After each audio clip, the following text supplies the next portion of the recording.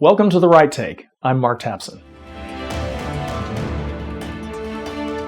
In George Orwell's novel 1984, Winston Smith works for the Ministry of Truth, which is responsible for propaganda and historical revisionism.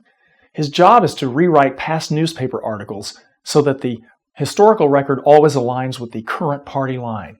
Orwell understood that totalitarians must constantly refashion the past in order to control the present. You can see that strategy at work today in the progressive left's manipulation of history to suit their agenda. In order to reinforce their anti-capitalist, anti-American grievances, the left has worked hard for decades to undermine America's historical exceptionalism and the moral status of Western civilization. We're not allowed to judge today's Islamic barbarism, for example, because the Christian West committed atrocities during the Crusades or in the Inquisition. America has no moral authority in the world, the left says, because we waged genocide against Native Americans and stole their land. Progressives don't respect the Constitution because the Founding Fathers owned slaves. Of course they did.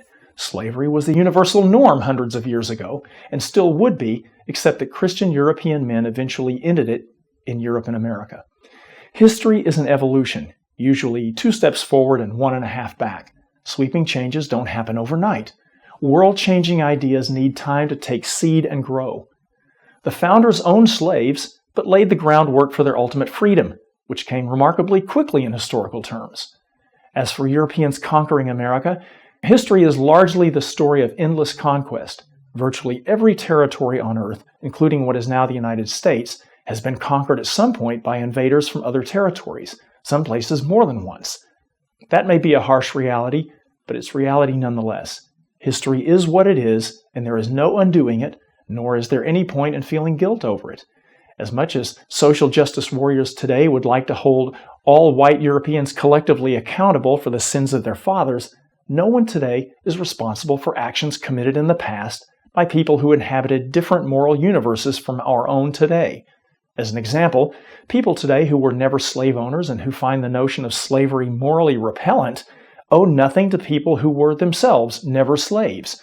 That is a Gordian knot that no amount of grievance mongering will unravel. There is no way forward from the past but to move on. Progressives like to claim that they're on the right side of history and conservatives are on the wrong side. The arc of the moral universe is long, but it bends toward justice, Martin Luther King once said.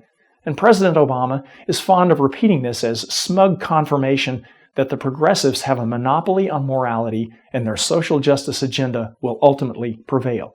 Conservatives, of course, beg to differ. We naturally consider ourselves to be on the right side. But history is indifferent to our notions of right and wrong. History is only the record, not the guiding hand of competing, colliding, clashing human forces. It does not favor anyone's side, and thus we conservatives cannot be complacent about the judgment of history either. Victory is not guaranteed to the forces of the true and the good, but to those who fight harder and longer and with greater conviction. That is why we must be eternally vigilant and cannot allow the totalitarian left to subvert our moral authority in the present by manipulating the past. The future depends on it. And that's The Right Take. I'm Mark Tapson. See you next time.